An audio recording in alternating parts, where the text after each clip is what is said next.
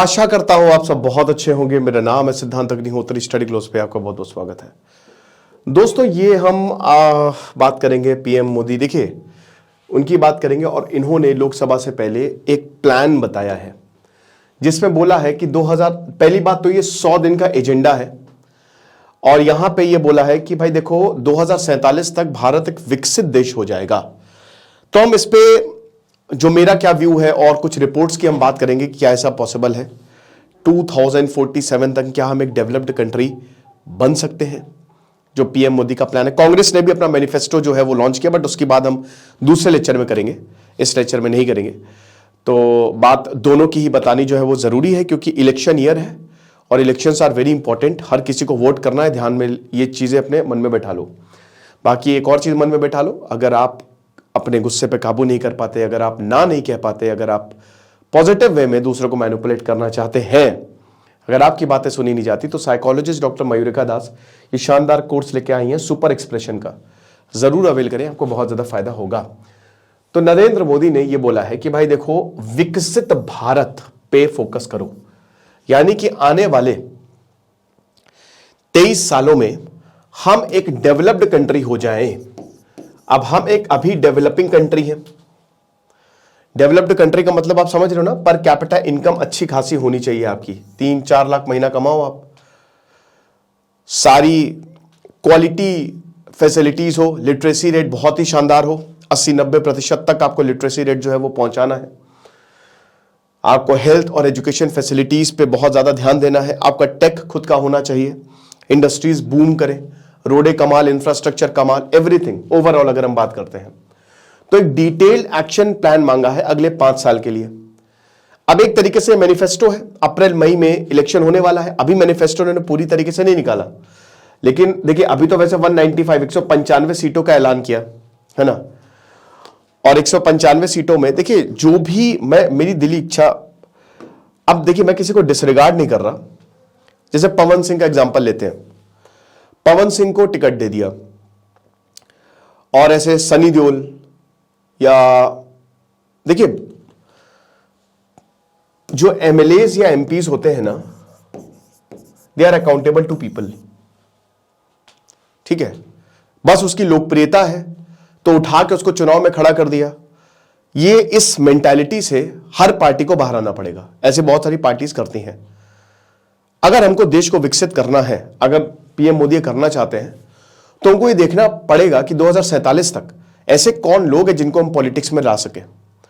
मेरी दिली इच्छा है कि कैलाश सत्यार्थी को आप बनाइए empowerment minister, women child empowerment minister बनाइए कैलाश सत्यार्थी को, बहुत कमाल होगा, बहुत ही जबरदस्त होगा। बनाइए आप एचसी वर्मा को एजुकेशन मिनिस्टर, एस जयशंकर को जैसे फॉरेन मिनिस्टर बनाएंगे, बहुत सही, बहुत जबरदस्त डिसीजन, और आपने देखा कि वो क्या कर सकते हैं।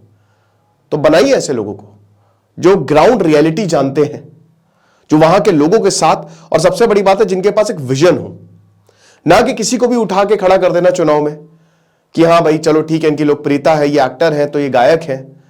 क्या कर पाए आप ये देखिए कि इनका भी रिपोर्ट कार्ड होना चाहिए कि आखिरकार इन्होंने अपने लोगों के लिए किया क्या है ना।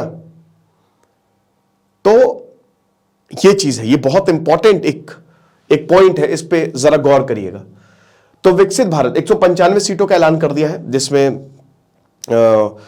मिक्स सीट्स हैं, ठीक है। 28 जो है वो औरतें उम्मीदवार हैं, जो वुमेन्स हैं, दे आर दी रिप्रेजेंटेटिव, फिर SC ST OBCs और 50% जो है वो अनरिजर्व। तो इस तरीके से मिक्स, बहुत ही शानदार तरीके से प्लानिंग करके ये लॉन्च किया है।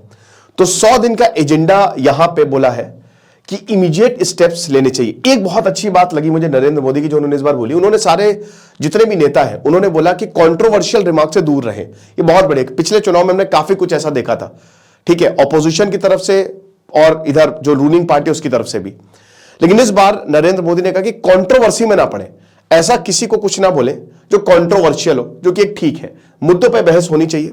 बहस का नतीजा किसी को हराना नहीं, बहस का मतलब होता है कि आप एक कंक्लूजन तक पहुंचे, ठीक है ना, क्योंकि जब कलेक्टिव विजडम की यहां पे बात होती है और वो हमेशा बेटर होता है इंडिविजुअल विजडम से। तो पीएम मोदी ने बोला कि देखिए लोगों के पास जाइए, उनका सपोर्ट मांगिए और जो सरकार ने काम किया है वो बताइए, चाहे वो सोशल वेलफेयर की बात हो, सोशल वेलफेयर स्कीम, डेवलपमेंट की बात हो, हर चीज जो हमने की हुई है वो आपको बताना है। तो विकसित भारत का मतलब क्या है, पहले तो हमको यह समझना है। तो मैंने आपको शुरुआत में बताया था कि इन किन पैरामीटर्स पे हमको काम करना पड़ेगा। अभी तक हम सस्टेनेबल डेवलपमेंट गोल्स में पीछे चल रहे हैं, एसडीजी में, इस पे भी काम करना पड़ेगा।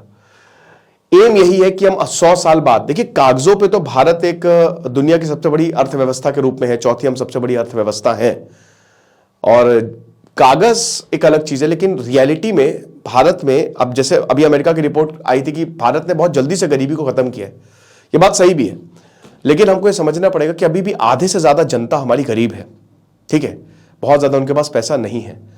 जब वो सब, हर एक इंसान जो है उसके पास छत होगी, रोटी कपड़ा मकान होगा, तभी आप एक देश को डेवलप कहेंगे। जब इकोनॉमी, देखिए अनएम्प्लॉयमेंट तो रहेगा ही रहेगा, वो आइलर्स इक्वेशन है ना, बहुत शानदार आइलर्स इक्वेशन, क्या कहती है Euler's equation, e to the power i pi plus 1 equal to 0। ये दुनिया की सबसे खूबसूरत इक्वेशन है, सबसे खूबसूरत, सारे डेरिवेशन फिजिक्स और मैथ्स इस पे टिकी हुई है। तो इसका मतलब यही है कि भाई देखो, पॉजिटिव है तो नेगेटिव भी होगा। अगर हर कोई अमीर हो जाएगा तो दुनिया बर्बाद हो जाएगी, और हर कोई गरीब हो जाएगा तो दुनिया बर्बाद हो जाएगी। तो एक बैलेंस का होना जरूरी है।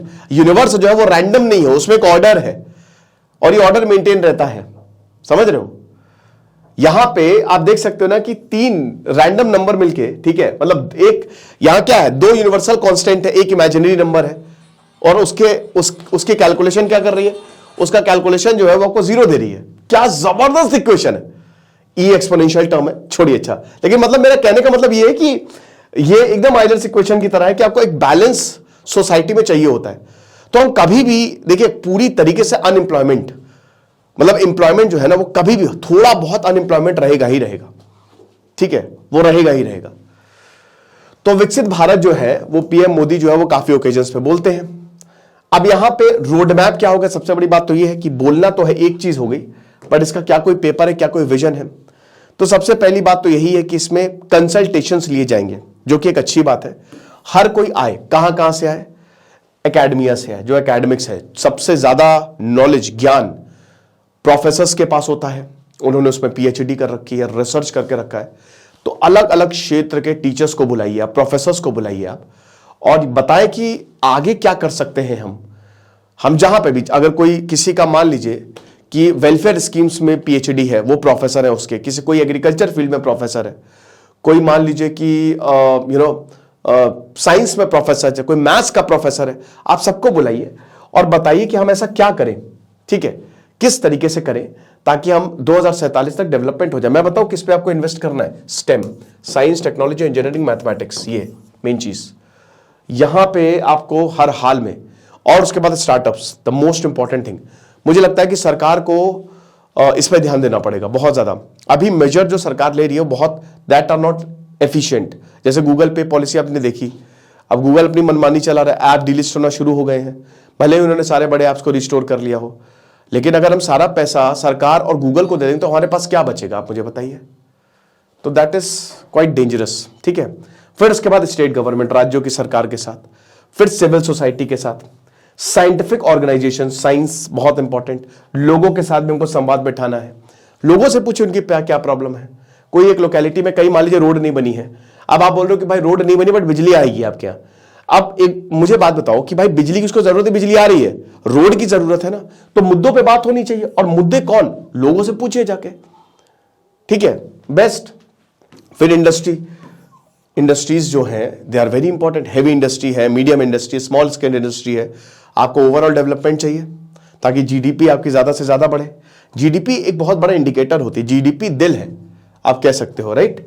और उसके बाद फिर यूथ, भारत एक यंग कंट्री है, जापान चाइना सब बूढ़े देश है, ठीक है, जापान की आधी से ज्यादा पॉपुलेशन बूढ़ी है इस समय। तो जापान के ऊपर एक बहुत बड़ा क्राइसिस है कि उनके धरोहर को संभालेगा कौन, जो उन्होंने टेक टेक टेक कर लिया है। हम एक यंग कंट्री है और ये हमारे पास, लेकिन अगर इस युवा को आप एक डायरेक्शन दे देंगे तो कमाल हो जाएगा, और अगर एक युवा डायरेक्शन लेस रहा तो बवाल हो जाएगा। तो यही चीज है। So it's a comprehensive sketch, ठीक है, और इसी को ही नेशनल विजन बोला गया है।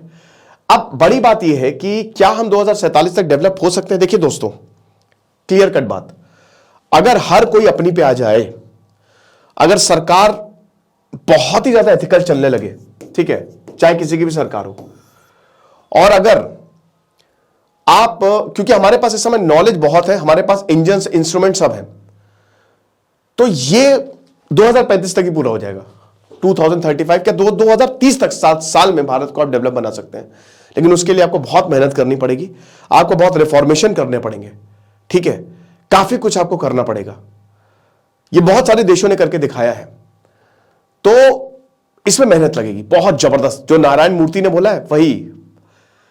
लेकिन अगर मान लीजिए कि जैसा अभी चल रहा है वैसे ही चलता रहा, और अगर हमने इसमें तेजी नहीं लाए तो शायद 2047 का 2060 भी आ जाएगा, तो भी हम शायद डेवलप नेशन ना हो जाए। तो it totally depends on the government and it's people, और यही मिलकर एक देश बनाती है।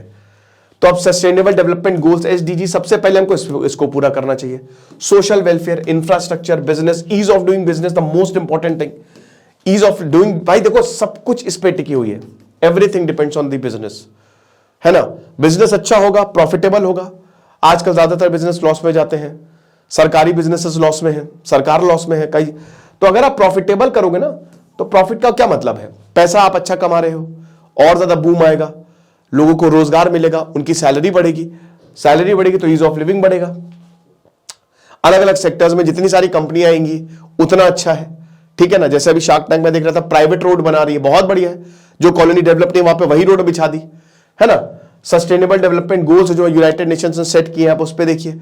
और अगेन इंफ्रास्ट्रक्चर और सोशल वेलफेयर, अगर ये सारी चीजें कंबाइन कर देते हैं तो हालांकि इस बार 8.5% की हमारी GDP ग्रोथ हुई है, जो कि अच्छा है, काफी अच्छे नंबर्स आए हैं इस बार, ठीक है ना। ये चीज है। तो 2700 मीटिंग्स, वर्कशॉप और सेमिनार जो है वो वेरियस लेवल्स पे हुए हैं, और अभी तक काफी इनपुट्स जो है वो मिले हैं। फिर उसके बाद बीजेपी की बात करें तो PM ने 2000 जो है वो डोनेट किया, और बोला कि आप सब डोनेट करें पार्टी फंड में।